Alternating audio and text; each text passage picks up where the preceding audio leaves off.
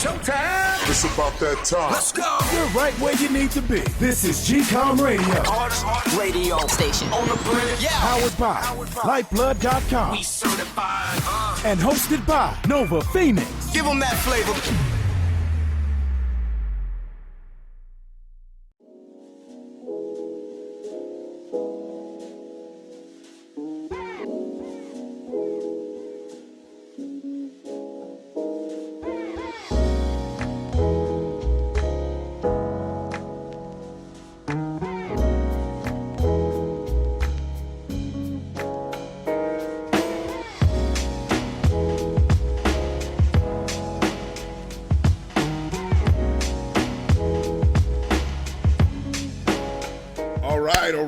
All right. What is going on? What's going on, guys? What is the happenings? I am here, man. I'm here for another show. A short one, of course, but I'm still here talking to you guys. I at least like to keep a rhythm on GCOM Radio. I don't want to miss anything unless it's like really necessary, personal or professional. Whether I give you a full show or a short one, I'm going to come every week with it. I'm coming up to my anniversary soon. That's coming. You know what? I think, man, I don't even know the day. It could be coming up. I think it's the 18th. The 18th. That's right. So let me look at this calendar right quick. Because then I'm not going to be, speaking of time off, I'm not going to have a show for a specific day. But I'll give you a show one anyway to at least talk to you guys. It's next week, man. It is next week. So, yeah, okay. All right, look. See, I haven't even bothered to really get deep into the anniversary. But I will do one, even if if it's planned not to have a show because my kid's birthday is coming up and, I got family coming through. So I won't even be able to do a show for you guys. But it's all good. I will do one anyway, even if I have the time off, just to come in and wish myself a happy anniversary for the third year of GCOM Radio. Oh man, to keep on going is a beautiful thing. And as they say, keep your head down, keep working. And then when you want to pick your head up is the only time is when you want to look back to see everything that you built. And so there I have a lot of bricks being built to create this foundation. All right, so let's get the show on the road, and I can get you guys what you need for this week. All right, I am your host Nova Phoenix on GCOM Radio on iHeartRadio, and we are going to do a couple of topics of what's been happening for the week, and we're going to start off with yes, it's official, as I have explained on IG and Twitter and Facebook and all that. Yes, I'm doing an event. It's official. I am doing a Lyfeblood GCOM Radio event later on this year. It's going to be coming in late October, sometime November. I know the time's filling back up because, America is opening back up. New York is opening back up, and everybody wants to have some sort of normalcy in the new normalcy that we're having. And one of those normal things that human beings do is go to shows, man, go to events and enjoy the rhythm and enjoy the live energy that happens to whoever's on that stage. So yeah, man, I'm doing it to push forward the brand of Lyfeblood and GCOM Radio and the mission statement and what we're trying to do. As I've done last week, I was a part of this virtual conference of VCs and founders, and it was pretty neat. Yeah, it was nice. And met some people, spoke with some people, and I'm still gunning for to get that seed funding for Lyfeblood.com in 2021. All eyes are on the prize, and a part of that is GCOM Radio, because I was looking up online, and I haven't really seen any CEOs that do podcasts, that host podcasts. I haven't seen. They'll like sneak in, and you'll have like Elon Musk do the Joe Rogan show, and you have all these other CEOs pop in and do interviews, but I have yet to see a CEO that does their own podcast. And I think that has a lot to do with not trying to shake the company. Probably they could say something wrong and shareholders will be mad, and some CEOs may not want to open the door to their prickishness. You know what I mean? But I haven't seen it. I don't know why not. You have even in the more less than likely areas of people doing podcasts is probably, but he's not really the CEO. I'm thinking of Wallow and Gilly the Kid. They do their own podcasts and they have their own brand and their company. But I'm talking about like a Fortune 500, one that's probably went IPO and is making several $1 million, hundreds of millions of dollars. Like I don't see it, and I think like why not? For the younger side of CEOs and people that are 30 and 40, how come they don't have a podcast? They could pop in every now and then, or be more religious, not for bad. I want to say religious, but more dedicated to a schedule. And they stick to it, every week or something like that. I don't know. So anyway, doing it with GCOM Radio Podcast, and I'm going to have an artist out there. I don't know who I'm going to pick, A-list or B or whatever the case. But I'm going to do my due diligence and see who I can get. And having a list of artists that I've played before on the show. I have over 100, as I said before, when I was on IG. And I'm going to handpick which ones I think would be great, once I start, locking things down. So it's going to be at a venue. I don't want to say it yet, but it's going to be a pretty big venue. And I wanted to reach like a wider audience as far as Lyfeblood.com and talk about what we're going to do with the brand and how we're going to go at that point in time where we're at with locking down that VC or seed funding. And yeah, man, I think it's going to be a new type of show.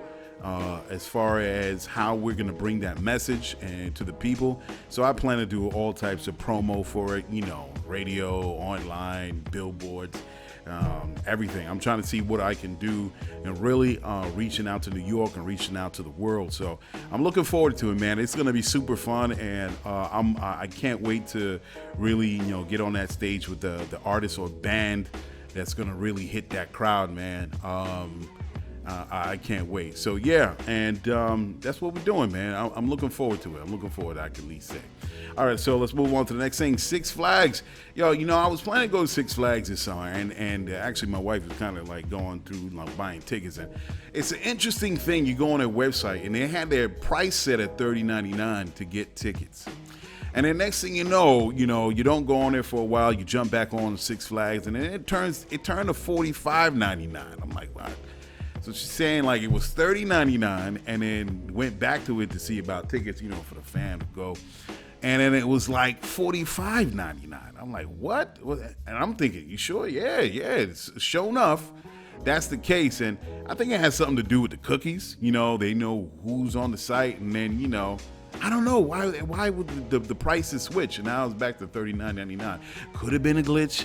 I don't know, but I just feel it's kind of funny for it to go from $30.99 to $45.99. Interesting stuff, man. Interesting stuff. But, things are getting back open because people are going to Six Flags, man. People they want to enjoy the summer weather. And a lot of other places, man. It was jumping on, we went out to dinner. It was jumping over at the Nautical Mile in Freeport.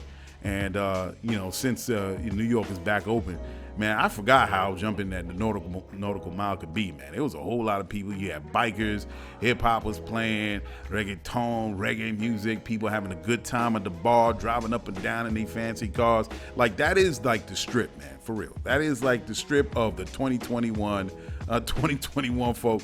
It was super dope, man. Definitely got to get back on that nautical mile, man.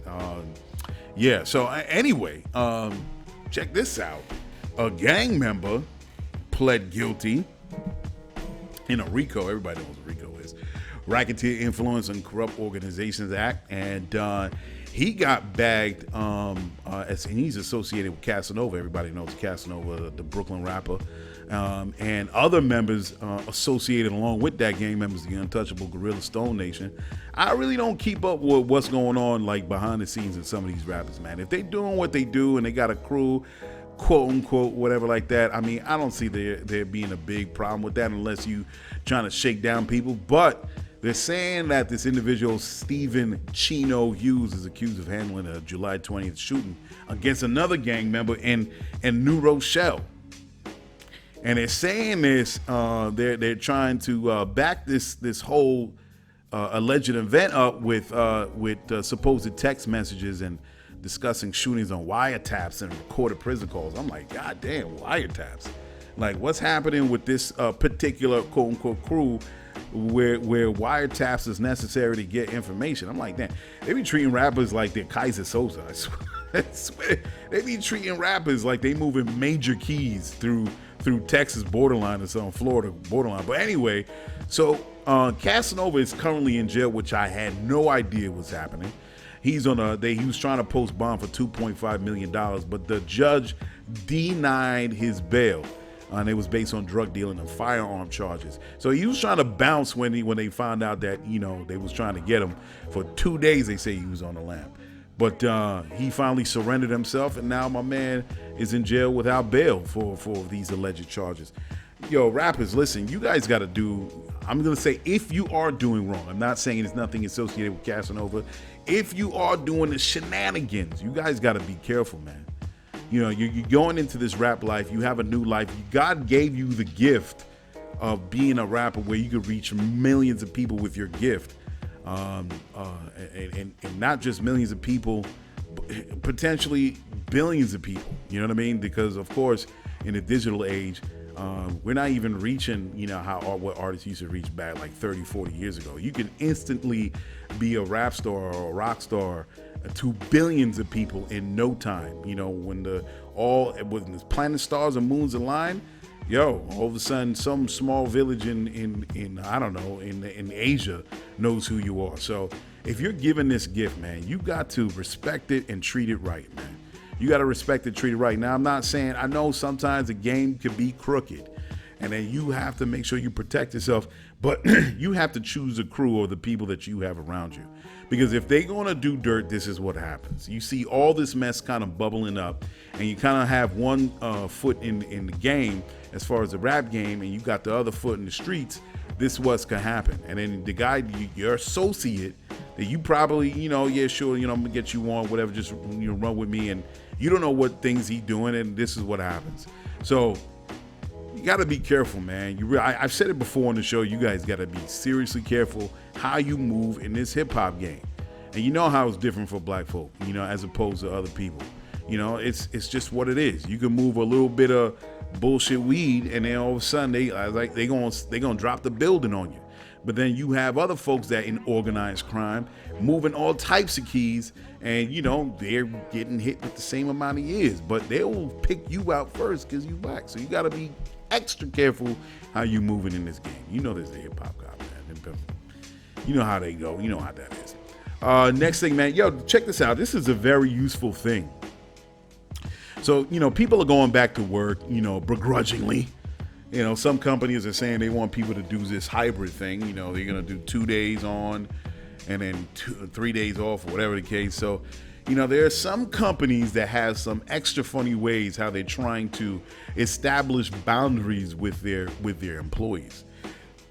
And some companies actually said that it's disturbing to have your children or having any other noise like your dog barking or whatever.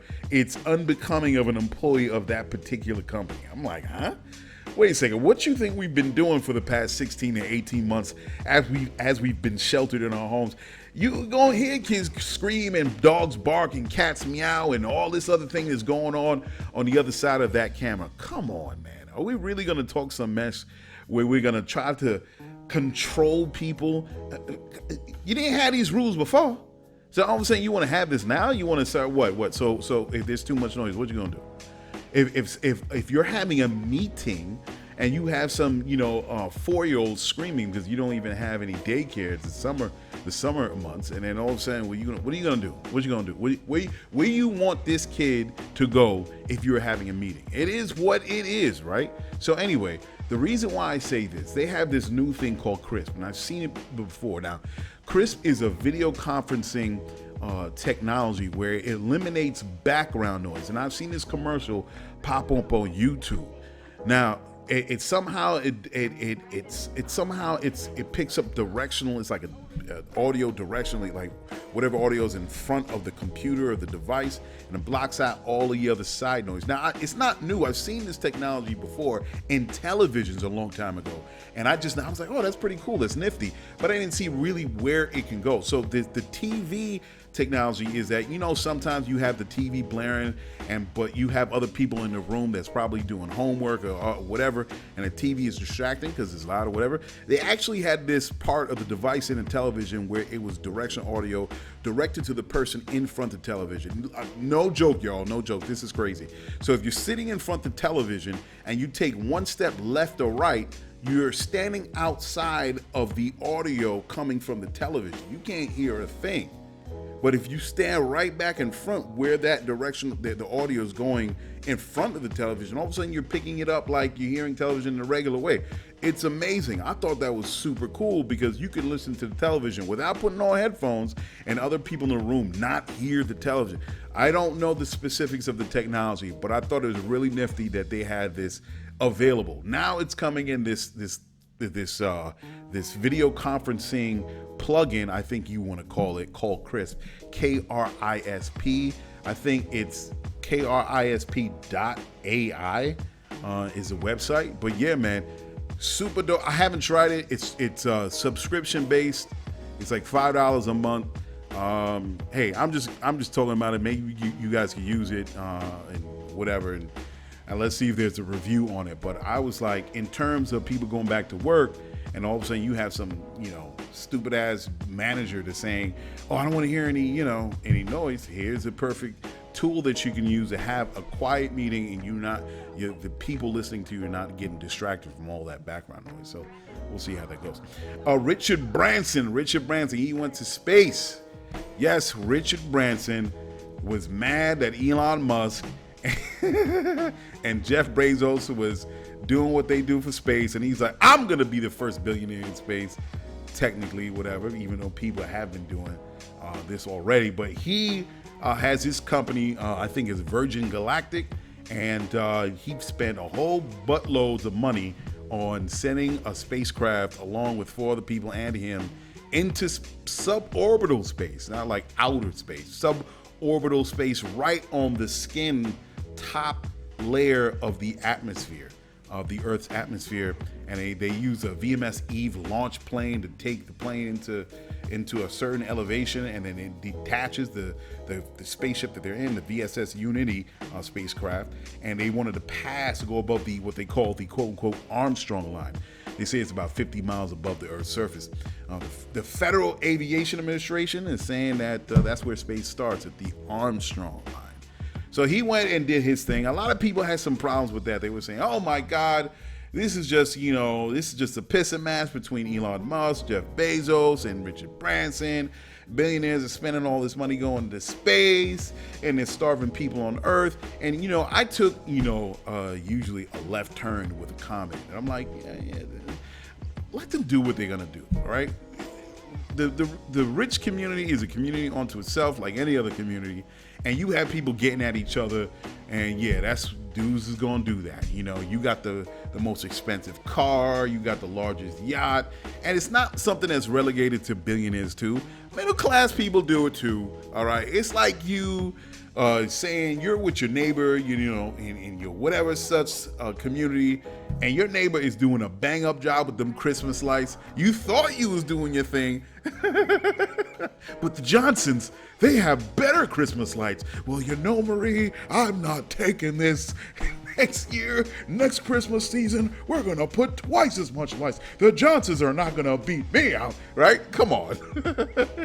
We middle class people do it too, all right? The guy next door is doing some bar, the guy's lawnmower, whatever, and you have this thing going on between these two. So you have Richard Branson, Jeff Bezos and Elon Musk, they're part of the small, ultra-rich community. And yeah, Richard Branson said, you know what, I'm going to outer space, I'm going to beat both of y'all. And that's what he did. Maybe it was a stunt to get some money for Virgin Galactic. Maybe, it's something personal, but he did it. It's not the first time people ever did that going to outer space, and above, say, as I said, the Armstrong line, and they somehow simulated zero gravity because they're right at that edge, and then you come back down. So hey, whatever. Richard Branson did it. Good for him, man. Do we have a problem with the homeless and the starving? Yes, we do. Can the ultra rich shave off 1% of their earnings and put a major dent in these problems that we're having? Yes, they can. Two separate issues, two separate things we're talking about. Yeah. Whatever.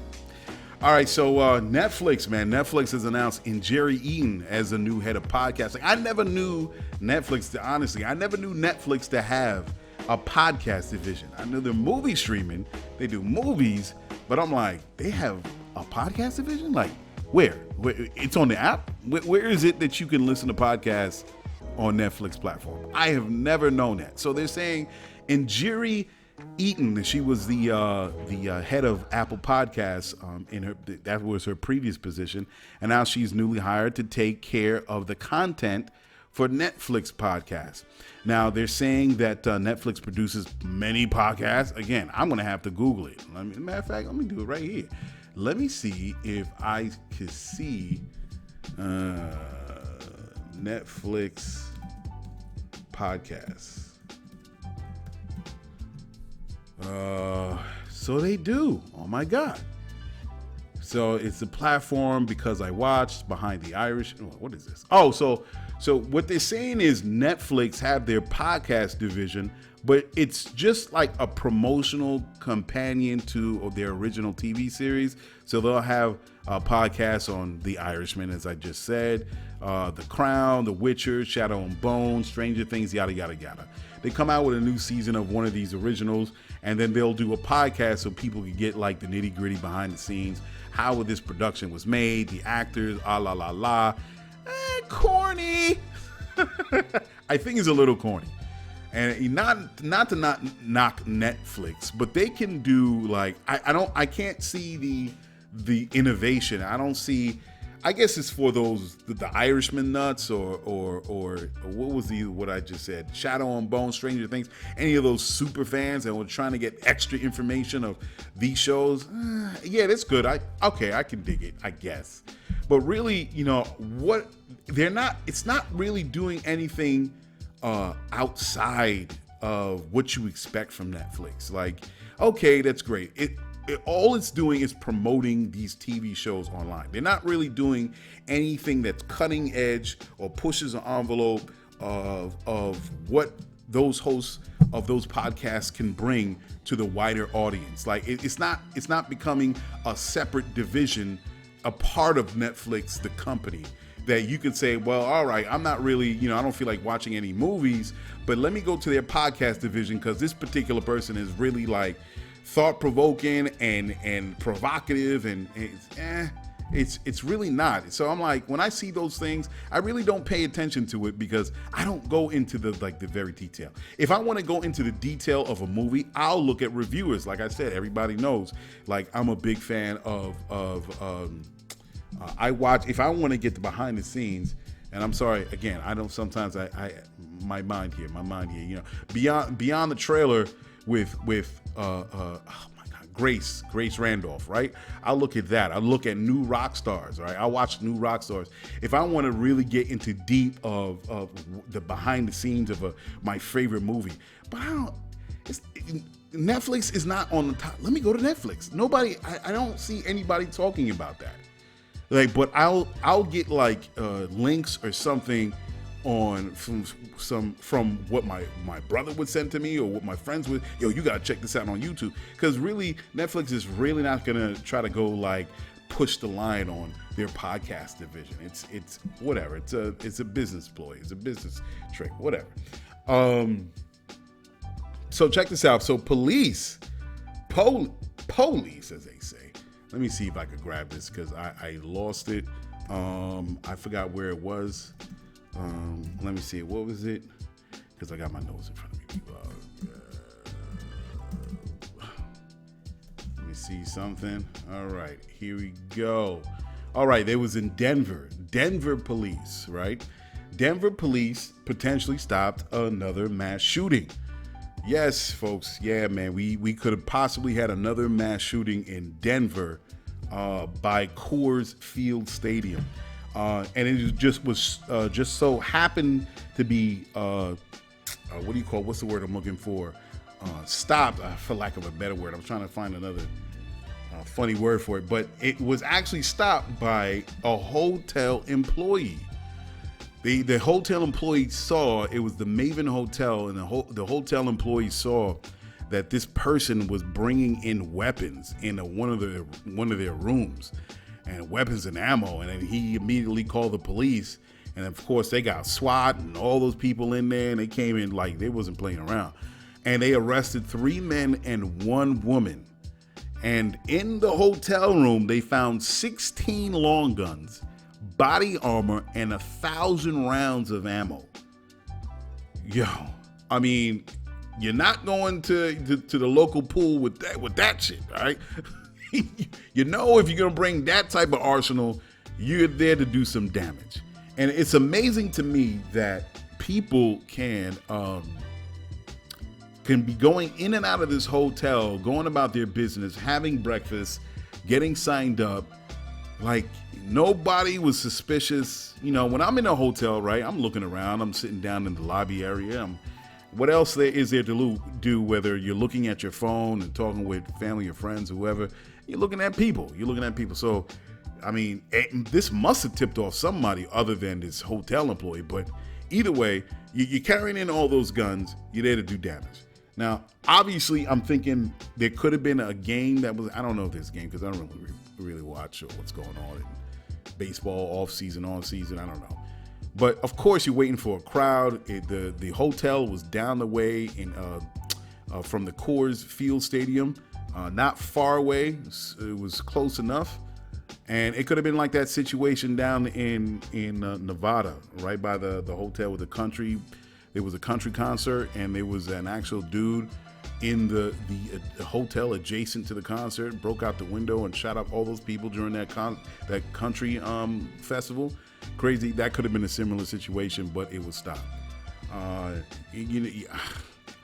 Man, I don't know what needs to be.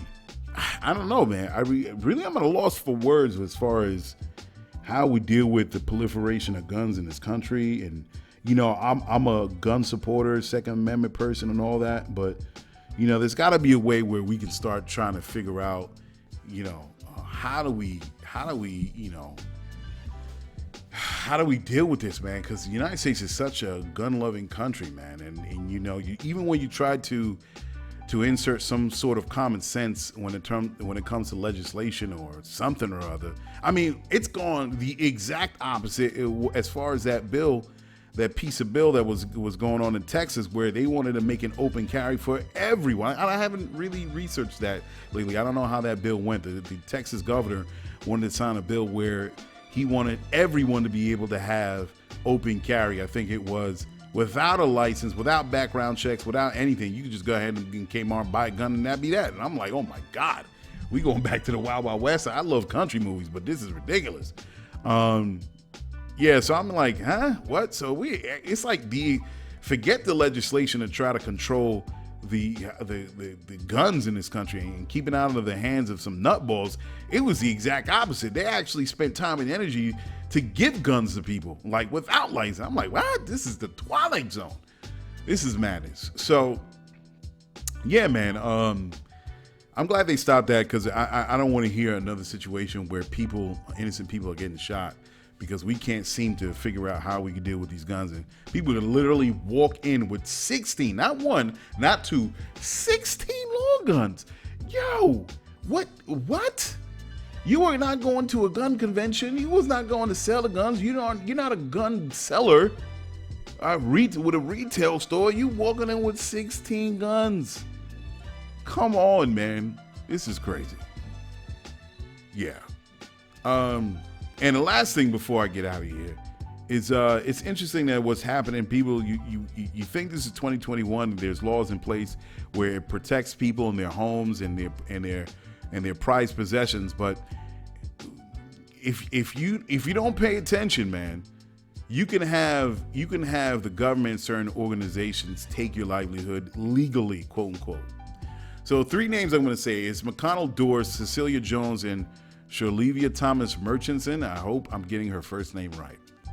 So these are 3 people, individuals that the federal court ruled in their favor that they can move ahead with a class action lawsuit to recover their wealth from their homes being taken in Brooklyn, New York. Their homes were taken, right along with a whole lot of other people with this TPT program. It's called Third Party Transfer Program, and it was done under the HPD, Department of Housing Preservation and Development. So the whole TPT program is they confiscate your home if you owe a little bit of taxes, or you owe water or sewage charges. They seize your home. So if you owe like $2,000 and you're just for whatever reason having a problem with paying it, this program can take your home, can seize it from you. Like, sucks to be you. You didn't pay your water bill. You got to get out. We're going to give this home away. Yo, unreal. So this program will confiscate your home, right? And after seizure, they can give it to a development organization for free or a small fee to resell. And apparently this was happening to a lot of people in Crown Heights and Bed-Stuy, a lot of black homeowners in Crown Heights and Bed-Stuy. And they're saying the amount of the homes altogether cost $66 million, but really they're more because these homes have got gentrified. So you know what that means. If they took your home and it was worth $600,000, and about 5 years later, because of gentrification, now it's worth $1.2 million. All these people should get their money back from the homes that they lost at the current price that it is worth wherever they live in Bed-Stuy or Crown Heights. So if it's worth $1.5 million, the city should pay these people $1.5 million, and so they can walk away. Of course they can't get back the home that they've lived in all their lives. It was passed on from their grandmothers and grandfathers. They can't get that back, but they should be able to be properly compensated. And programs like this should not exist. Now, who are the individuals that are running the HPD and running this TPT program? Who the hell started this thing? So I bust my ass all my life. I buy my home. It was passed down to me, say, from my grandmother. I have it. Sometimes I don't have money. It could get a little run down, but that's my business. If I'm having problems with paying my water bill or my sewer bill, or I'm kind of running up on my taxes that I didn't pay for, the city should help you in some way with your taxes. If you're having a hard time, you're living check to check, and you should be able to send an email, or there should be a program where you can catch up on your property tax. But your home shouldn't be stolen. You've lived in that home all your life, and you just had a little bit of hard times, and all of a sudden the city is going to take it because they're trying to do something with being a whole part of this gentrification thing. Now you lost your home. Where you going? And then they're making money off of your home. Like what? So I hope that these 3 individuals and everybody else that their houses were stolen, that they can get some justice from having their homes ripped from their hands. And I can't believe that's happening in New York City, in a place that we have, man. Unbelievable. So I definitely will follow up with that. So I'm going to put that in one of all my notes and see what I can follow up with. All right, so much things going down. Anyway, and this is why I guess they have CEOs not talking that mess. But I guess, as I always said, I'm a different type of CEO. Yeah, I'm all here to make money, no doubt. That's what it's about. IPO, possibly, right? Let's make this money. But I also believe in the people that made Lyfeblood.com, that made this brand. If you can make it into a $1 billion company, I guarantee you, as a CEO myself, will take some of that money and funnel it back to the people where it came from originally. It's about having an open door, a cycle where everybody can take part of it and benefit from it. Not just me as a CEO, whoever works for this company, but for the people that made it so. So if I could give a percentage of my earnings, if I'm making it's a multi-billion dollar company that I'm not going to front, that's where I would like to go. A part of that percentage would go into homelessness. It would go into social programs that can help people with skills. This is what it's about. Companies can do that. So you have Amazon. Amazon can single-handedly, let me say it one more time, single-handedly take care of the homeless issue and or any other social ills that may be affecting wherever they may be. Trust me, they can. Trust me, they can. So that's what we're gonna do. And then we're not trying to, do something like that's out of the norm, that's conniving and evil, and it's something related to the January 6th insurrection and at the Capitol. We're not trying to do it, but what we're saying is, if you become a multi-billion-dollar company, you have a duty to help the people that have made you a billionaire. And if that means giving a couple of houses or affordable houses and proper health care and job skills and people who need it, if Amazon wanted to plop down that goddamn business right there in the middle of Long Island City, I'm saying, you making all this money, why not? It could be an Amazon-backed venture for the people in the community. So I'm hoping what I'm trying to do, especially where we're going, that this could be a Lyfeblood-backed venture as far as the people's concerned. All right, so I'm going to get out of here, folks. Thank you for listening to me. I'm going to see you guys next week. It's going to be a very short one, just to kind of, stick my head and say, happy anniversary now. I'm going to do that, and then it's like a quick 10-15 minute joint and leave you guys off of that. So I'm continuing on to handle my business as always. I'll give you some details of the event as we get closer from week to week. And I'll definitely be reaching out to some people. So if anybody wants to be a part of the show, you listen to this, as far as artists that have been on the show, please contact me. You know how to contact me. It is so easy nowadays. You can hit me up anywhere. And I'm looking forward to really doing this up and doing it to the best of my ability, because it's all about starting anew and starting fresh and introducing a new brand of CEO, a new brand of company as social media is concerned, as well as fintech, because I'm touching on that as well. And it's about starting a new day, folks. It's a new time, and this is pre-COVID time. I mean, we already been on it, but pre-COVID definitely was a catalyst to really jumpstart this new type of business that's happening. All right, folks, I'm out of here. Thank you for listening to me, and I'll see you next week. Peace. Check it. You just listened to GCOM Radio, powered by Lyfeblood.com for the global community. We worldwide, baby. See you in the next go round. From right here to your town, we out.